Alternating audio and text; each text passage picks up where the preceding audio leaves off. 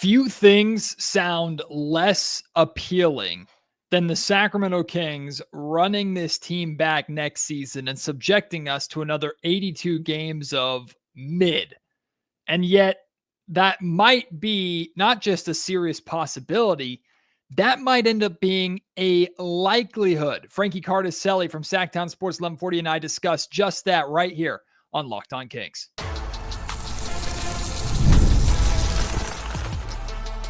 You are Locked On Kings, your daily Sacramento Kings podcast, part of the Locked On Podcast Network, your team every day. And now, ladies and gentlemen, it is that time for another episode of Locked On Kings.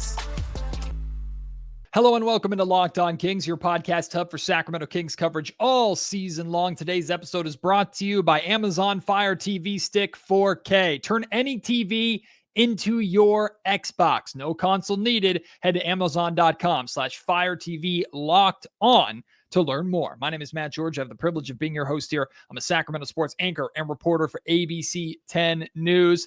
I think we can all agree that last season was a tough watch, right? Regardless of where you stand on any of the decisions that the Sacramento Kings made, we all can agree that even though the Kings won 40 games, it's only, I think, the 10th time in the history of the Sacramento Kings that they've won 40 or more games in a season. It was not a fun ride, right? Expectations were not met at all, and we ended up getting what we got, right? You and I think both will agree that the Kings need to make changes this summer. But Scott Perry is inheriting a situation where it's not necessarily easy to make changes unless you're willing to take some serious risks for the future or trade away pieces that I don't know if you can really afford to trade away.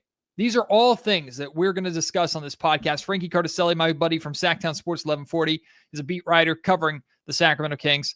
He joins me to discuss that and more, so please enjoy our conversation. This Kings offseason's off to a very fast start, from the hiring of Scott Perry to now the confirmation that Doug Christie will be the head coach going forward. Frankie Cartoscelli from SacTown Sports 1140 joining me. Frankie, I don't think it comes as a surprise at all that Doug is here. He's taking the reins. It is his job for sure. Now, I have to imagine, even if there are questions about the direction of the organization, the decision, whatever, I have to imagine there's some security for Doug in actually being able to truly put his stamp on this team now that he knows the interim tag is gone and that he's going to be here for, in theory, or at least under contract, for the next handful of seasons.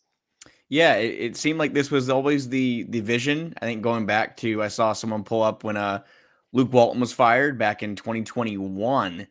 There was some whispers that Doug could have been the interim head coach then. So this is what pretty much we've heard for a while, that, you know, Vivek Ranadive, this ownership group, they've seen Doug Christie as the, you know, head coach in waiting. And I feel like that's something that we, you know, the jury's definitely going to be out on it now officially. We've seen that how Doug fared over the final, 50, 60 games this year.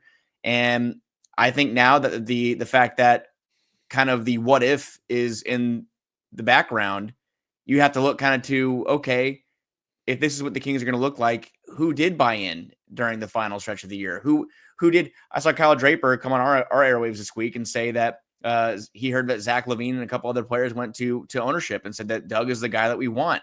Is that going to be something that we see, you know, hold true come game 25, 30 next year when the Kings are, you know, hopefully in a better place? I don't know. Hard to see. But like you said, Matt, it's kind of like the two big questions of who's running the team, who's going to be on the head coach or in the head coach's chair. Those are answered. But now, to me, in my opinion, the much larger question of what will this roster look like for Scott Perry and Doug Christie, that's what's next. Yeah, I understand wanting to do right by the players and take their feelings and their thoughts into account.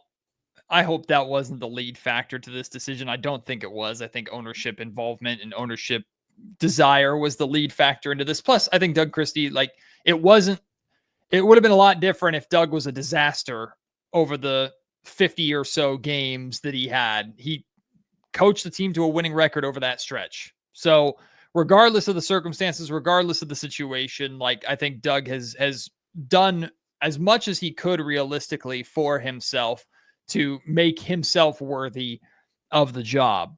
But some of these players, like the endorsement from Zach LaVine, that's cool. Like I'm all for that, especially because Zach LaVine probably considers he's going to be a King for at least next season, if not the next couple of years of the remainder of his contract. But if I'm Scott Perry and now Doug Christie, I'm working together and I'm looking up and down this roster and I'm going, okay, we have this identity that we want to form. Scott Perry made it very clear in his introductory press conference, listing off these 7 traits, identity traits of what he wants this team to be. And I thought a lot of those identity traits actually matched Doug Christie, which is encouraging. But the main players on this roster, some of your core pieces, do not fit that identity whatsoever, including Zach LaVine and DeMar DeRozan. So the work begins now, and thankfully Scott Perry is inheriting a roster that he has no emotional attachment to. I think like there's clearly work that needs to be done on this roster. My question is though, like how much realistically can they change this roster this summer, especially now with this understanding that they're not rebuilding? And this is just my opinion, but I feel like not that much. I mean, I think like, and we've talked about it, I think on the show before, you know, you have 3 big contracts. I mean, 2 really big contracts in LaVine, which seems like there's a probably 0.001% chance that can be moved. And Domantas Sabonis, who's making $40+ million. That also is one that's not likely to be moved, in my opinion. It kind of goes back to DeRozan and someone who really was, I mean, if you take De'Aaron Fox out of the picture, I know that the way he did it wasn't always the best and the ball kind of stopped, but the Kings' best scorer this year and their go-to, quote unquote, go-to option for a bucket when they needed one. He's making about $24.5 million, and that may be movable, but you maybe have to attach some form of compensation, possibly, unless there's another salary that with a similar kind of contract structure that could be out there. You never know. DeRozan, I think, had a pretty good year. The metrics show that he's still a serviceable NBA scorer. But I think if you want to make a big move, and you know, we're talking big picture here, having this roster, you know, maximizing this next year, I feel like one of the LaVine Sabonis contracts have to be moved. And I just don't know if a team's going to want them. Even the names we've talked about hypothetically, not even, you know, legit reports, but the Trae Youngs of the world, the Zion Williamsons. Does it really benefit them that much to take back a Sabonis or LaVine? I don't think so, which kind of then goes to the Kings leveraging the next 4 to 5 years longer by putting all of their draft capital on the table. And this is a team, by the way, that doesn't have a first-round pick this year. You know, 99% doesn't have a first-round pick this year. So it's going to be interesting to see how Scott Perry can do it.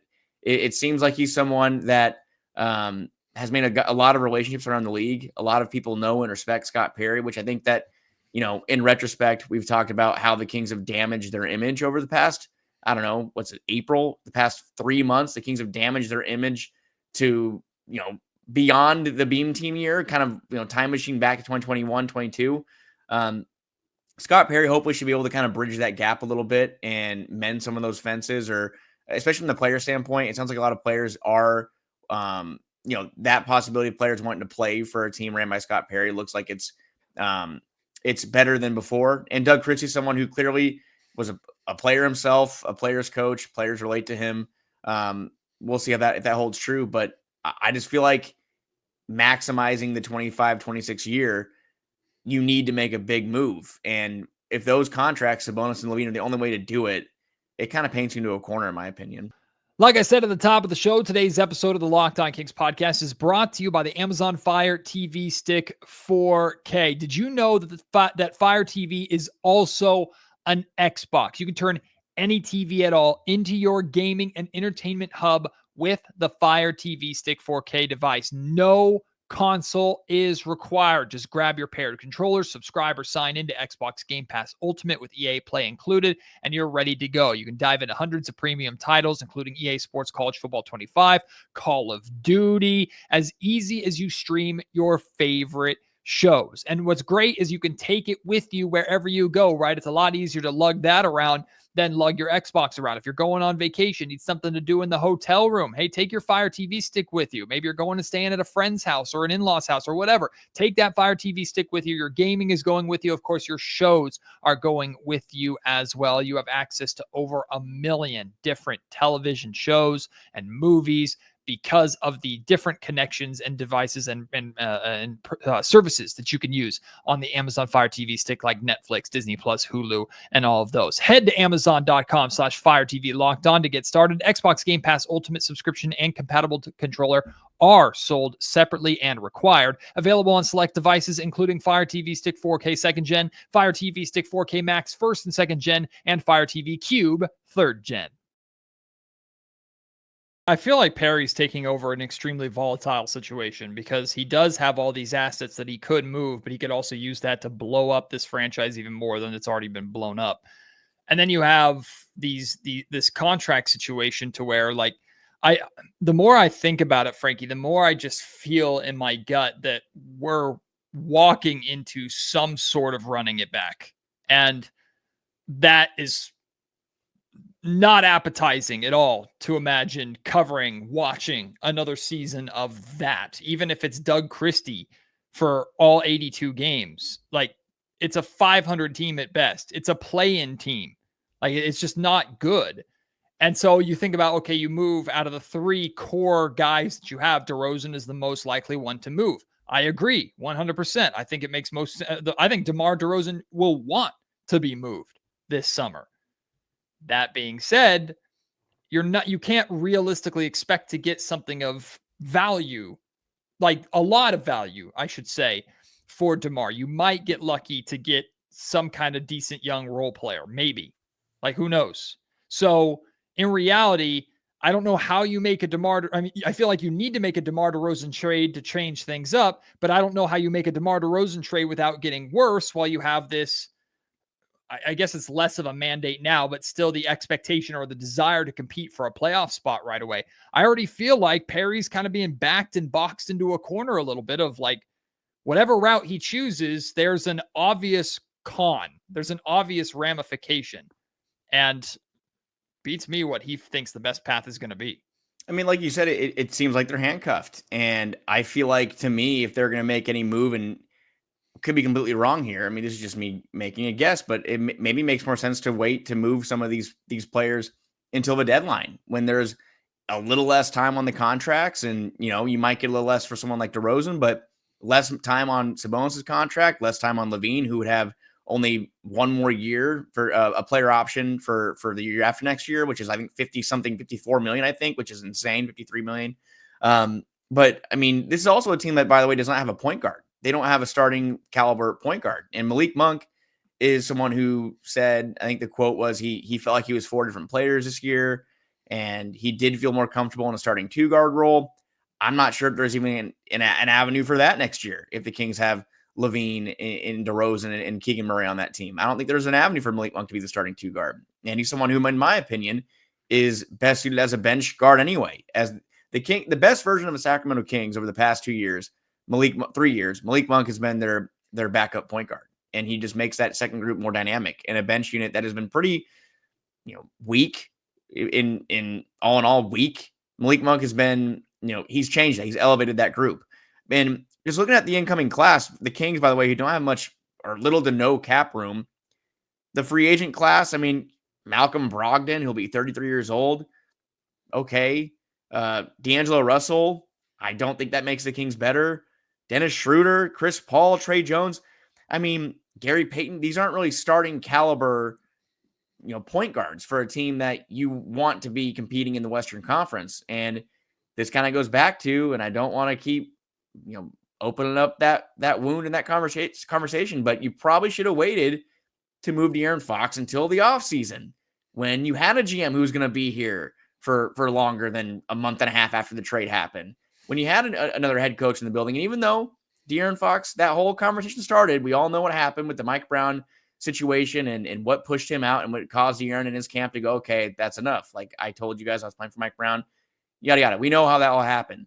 But from a GM standpoint, the person calling the shots, I don't know how the Kings signed off on, well, I guess I know how. I know that because ownership loves Zach LaVine, but the smart move would have been to have a player in De'Aaron Fox, your greatest trade chip, and you could have probably got more back in return. And that's kind of why I look, it's hard for me not to look back at that February trade and say the Kings could have had much more, at least a couple more young players in return. I've seen some people respond to Allen, myself, Chris Watkins talking about that on the air saying, are we even sure the Kings could have gotten more in return for Fox? Like, we don't know that for sure. I think we do.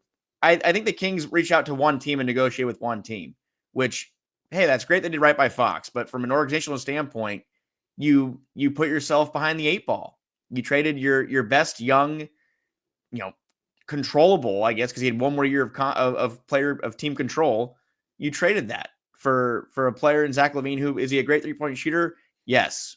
But the contract is insane, and it doesn't justify him taking up the percentage of the cap that it does for a team that just won 40 games and got the doors blown off them in the 9-10 play-in game. So that all being said, not too optimistic about them making that kind of move. Frankie said it first, comment section, yell at him, don't yell at me. That's Frankie, fine, I did a whole podcast episode on what you just said a couple episodes ago, and I got killed for it because move on. De'Aaron Fox is gone. Move on. No, the organization is still feeling the ramifications of it. This is what I said at the time of the De'Aaron Fox trade. Well, sure. Like, we can move on, and we should. There's no other choice. It's over. Right. It's done. That doesn't mean we can't look back at that move and say it was a poor decision. And I'm not sitting here saying the Kings De'Aaron should be here. They should roll out with De'Aaron. And no, De'Aaron was gone. Even if they waited till the offseason, I think that bridge was burned. He wanted to move on. But I'm talking from an asset standpoint.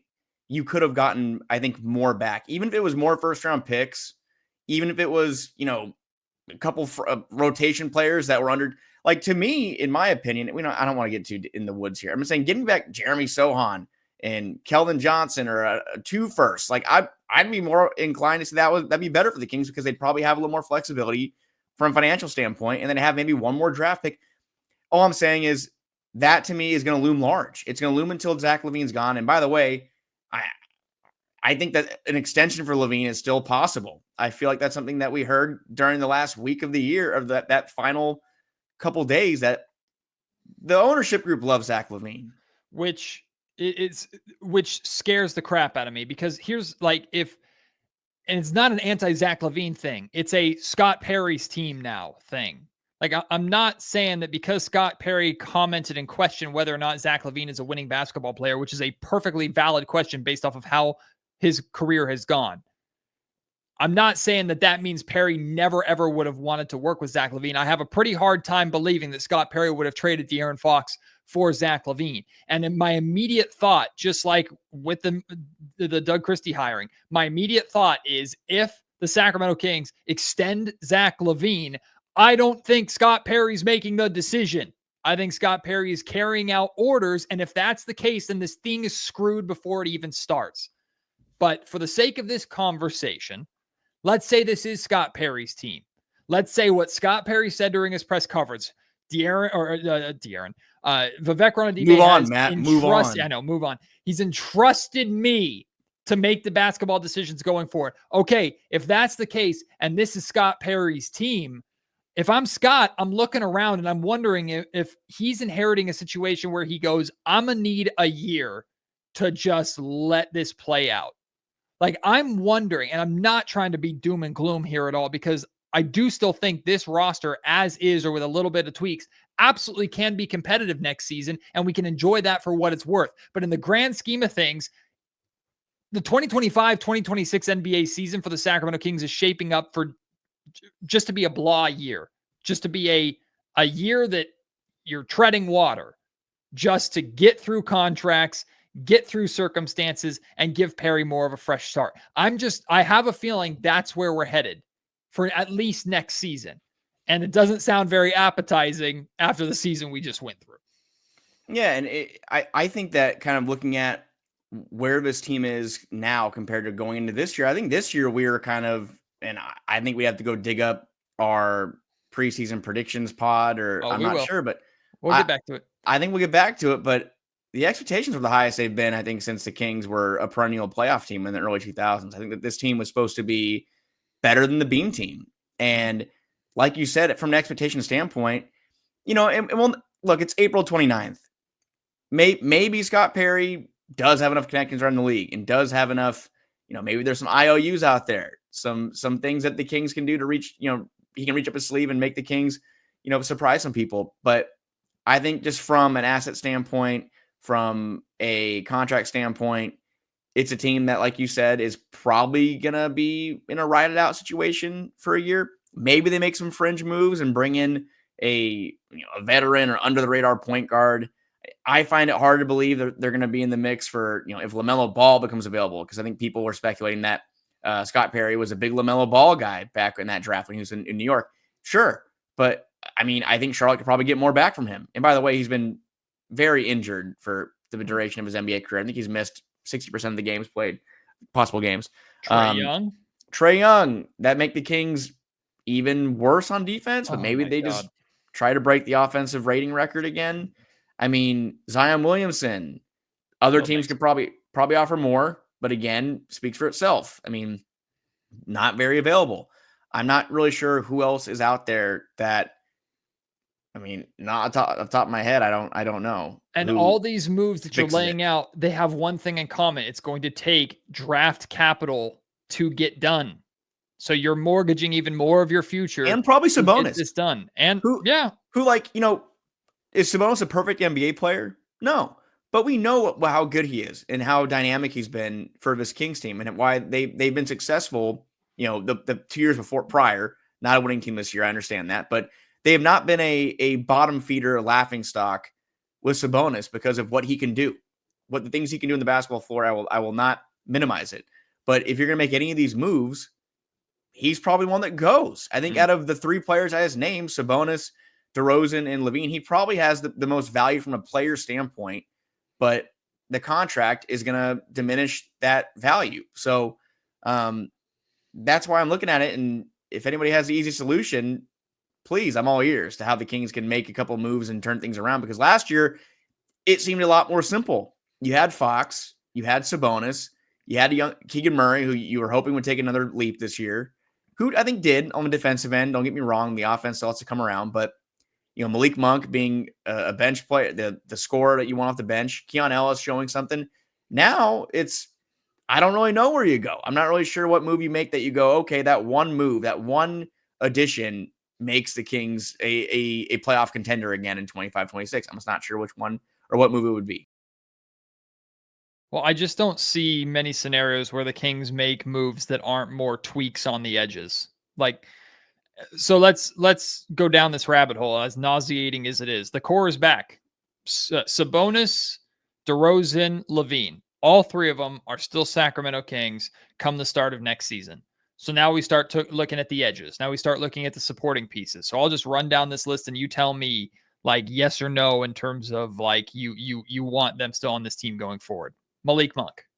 Yeah, definitely. I mean, I think that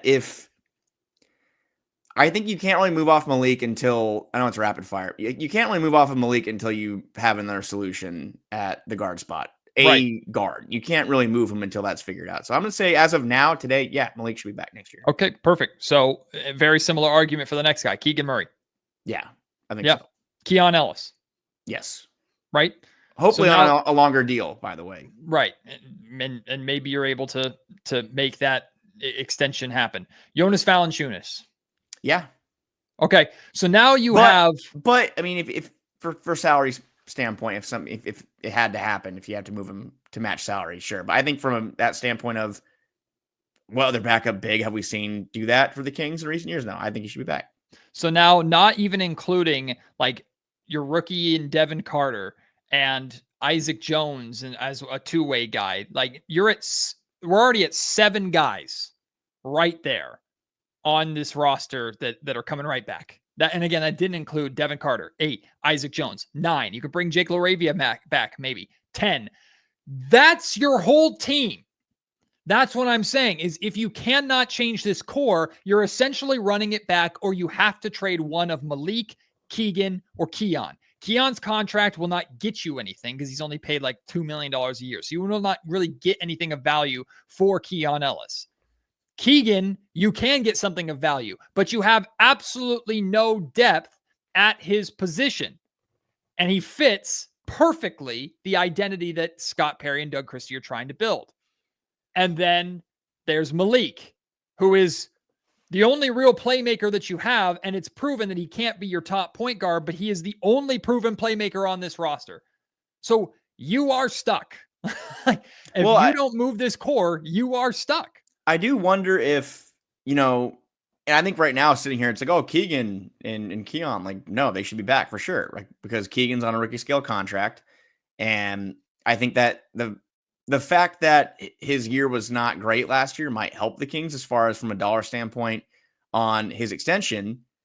And then Keon, I mean, you don't want to part with him, but what if one of them, I don't even know what the move would be, but what if the move that we're talking about that helps the Kings a lot, they say, okay, well, we want Keon, like we'll give you X player who is, I don't want to say a better fit than Trae Young, because we don't know. The NBA trade market in the offseason is so out of left field. Things happen that we didn't expect to happen. You never know. You don't know. I just wonder if Keon is someone that the Kings would be willing to part with in a deal that's larger. If that was the quote unquote sweetener, the Kings might have an extra first round pick to part with, but they do have Keon, who, could be, I think if the Kings could make him, he'd be unrestricted next year if he plays out the final year on that team option, or they can decline it this year and he becomes restricted. Either way, teams are going to be coming after Keon, like 100%. So are there more enticing opportunities in Sacramento? Probably, yeah, for a player who's a 3-and-D kind of, that's a classic glue guy around the league. There are 29 other teams that would gladly take Keon Ellis, who shoots 43% from three and can defend, positions 1 through 3. So I don't know, Matt, but you're right. Like they have good players. I think Dave said it best, and I'm quoting our great wise buddy Carmichael Dave. I do agree with him though. This team is kind of like a fantasy basketball collection of talent. Like they are good players, but it's not the right collection of them. The balance isn't there. There's no balance right now. Well, so, I mean, keeping going down that rabbit hole of Keon, for example, if the Kings feel that they could either try and move him for something of value, use him as a sweetener in a trade, or lose him in any kind of free agency negotiation, you're trying to replace one of your two best defenders on the roster with better defenders, or with defenders to fit your idea. Like that's the part that confuses me is Keegan, Keon, Malik, 3 guys that I think for the most part fit the identity. There's defensive question marks with Malik, but in terms of like sharing the ball in offense, Malik is perfect for that. Playing with toughness, Malik is perfect for that. So he fits in other ways.